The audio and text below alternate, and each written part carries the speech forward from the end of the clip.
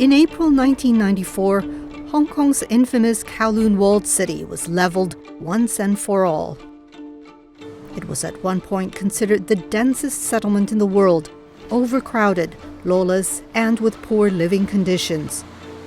At its peak, some 50,000 people were crammed into 26,000 square meters of space.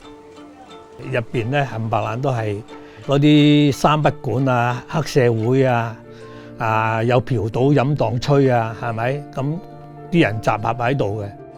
For authorities, Kowloon Walled City was a nightmare. The police force originally only went in groups in there, and they were quite heavily armed to start with, because that when the crime was at its peak. But for thousands, it was simply home. 一家人住一間屋咧，裏邊咧大約係百零尺到啊，但係都要住好多人嘅。我哋兄弟姊妹有6、7個。I think a lot of it is just the physical structure of the walled city. It really stood out in the environment. There was nowhere in Hong Kong like it.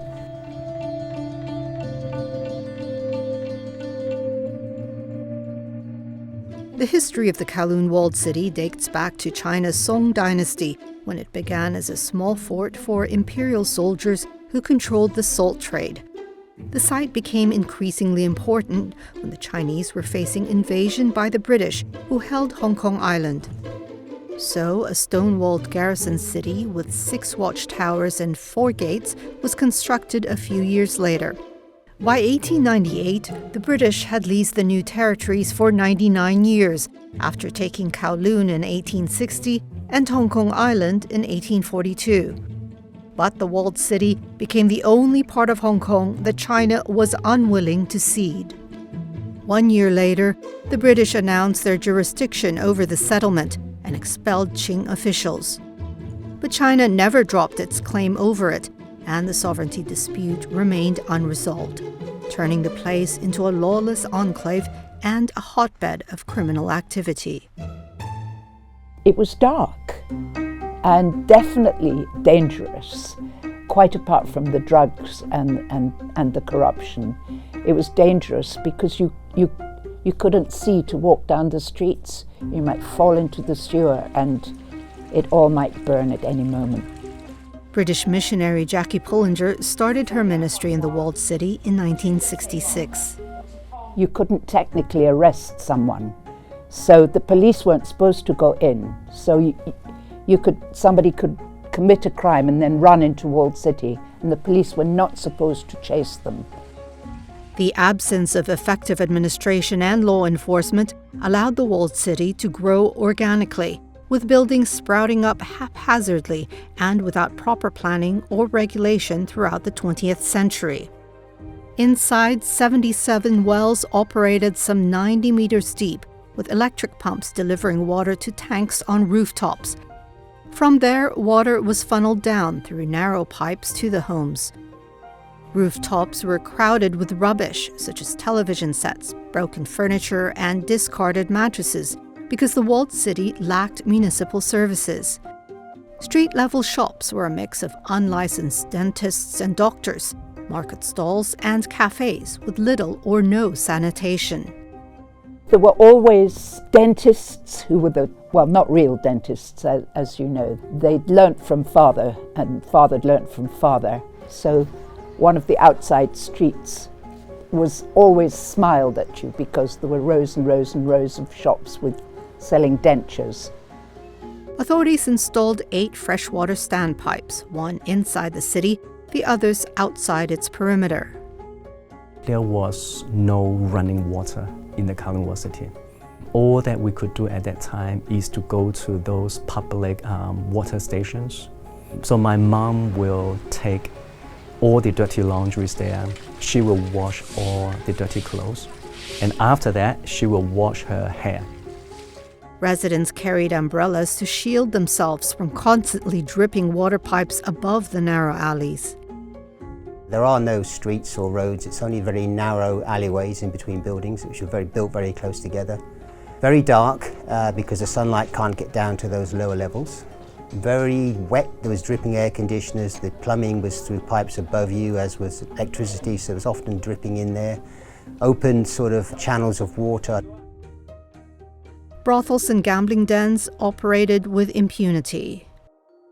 There were several schools and kindergartens, some of them run by organizations like the Salvation Army. I started a youth club because I wanted to take the kids out. We did skateboarding and roller skating and bicycling and swimming and barbecues and things and I hired buses so we could go swimming because they didn't have any life inside there. So actually people knew I was there for their good. And they used to say, 關於耶穌佢黐線，但係除咗耶穌之外佢幾好。About Jesus, she's cracked, but apart from that, she's all right. Over the years, Pullinger helped countless Walled City residents overcome their drug addictions, including Winston Chan, who was introduced to the substances at a young age. 嗰個時代好似好簡單咁樣，好似咧唔緊要啊，食口煙啦，冇入咗去嚇，吹兩啖啫冇事噶嘛，係咪？係俾請你食口煙入邊入啲白粉啊，或者係嚇咁樣，啲人就好似好簡單嘅啫喎。開始係食口煙開始，跟住就慢慢啲人你先至去追龍啊，成咁樣嚇，一路或者先打針嘅啫。好奇心多，諗住食一兩啖都冇事嘅，咁啊開始真係冇事，但係開始你不停咁食咧，食下你就上咗癮啦，就開始有癮啦。A thriving black market emerged, operated by triads that ran gambling and prostitution rings. B.J. Smith was a police inspector assigned to Kowloon City in 1984. I was in charge of the gambling squad. So one of the problems we had at that time was with illegal bookmaking, and we'd get a lot of information on illegal bookmakers. And on a number of occasions I had addresses that were actually inside the Walled City, so it required me and my squad to go into the Walled City to find that location and to effect a raid on that premise. There was a special team that were attached to Kowloon City Division that were in charge of the Walled City. Without them, you'd be totally lost. You can get lost in there very, very quickly. If you go above the ground floor, it's a complete and utter maze. Police would also come across people like Chen Hokkien, who grew up in the Walled City. 我哋咧，即係11、12歲咧，就即係加入咗黑社會咧。因為你做白粉檔嘛，10蚊一日，嗰時2蚊、5蚊、15蚊，即係好多噶，嗰啲一包包嘅啲白粉，係咯。就可以食。一方面係貪玩啦，第二方面係即係我哋個年代唔食白粉就唔係大哥嚇，跟住係威咯嚇，即係你都唔敢做，我敢做嚇。At the same time, there was also a large segment in the community that led relatively normal lives. Living in the Kowloon Walled City is no difference from living in any other place. So we just live our life. I went to school, I came back from school, I went out to do part-time job, I came home, I went to church on this side, I came home. So it's like two parallel societies existing alongside one another. Eventually, Hong Kong's government was pressured to improve living conditions inside the Walled City. Then in 1993, a joint China-British deal was drafted to tear down the settlement for redevelopment, and a plan was unveiled to relocate its thousands of residents. The Hong Kong government didn't inform us at all about the intention to demolish the Kowloon Walled City. One day, the government just descended into the Kowloon Walled City, and suddenly the Kowloon Walled City became a tourist spot. All the people just came. You know, when I came home from school, I feel like, how come there are so many people in the Kowloon Walled City, as if this is Disneyland? Today, the site where the Walled City once stood is a park. Its stone foundation has been preserved. For today's generation, the Kowloon Walled City is now part of Hong Kong legend, told through the works of authors and visual artists who have used it as a backdrop for urban decay and criminality.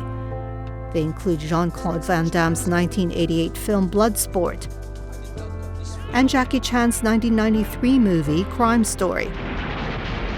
More recently, it was reimagined in a mega-budget martial arts spectacle by Hong Kong filmmaker Soi Chang.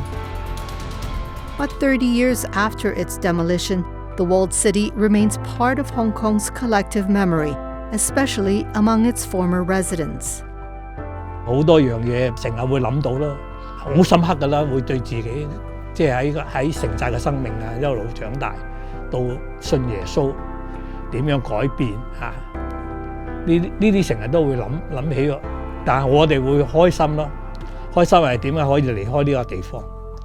因為如果唔係咧，今日可能喺黑社會又係一係坐監，一係打交死，一係吸毒死。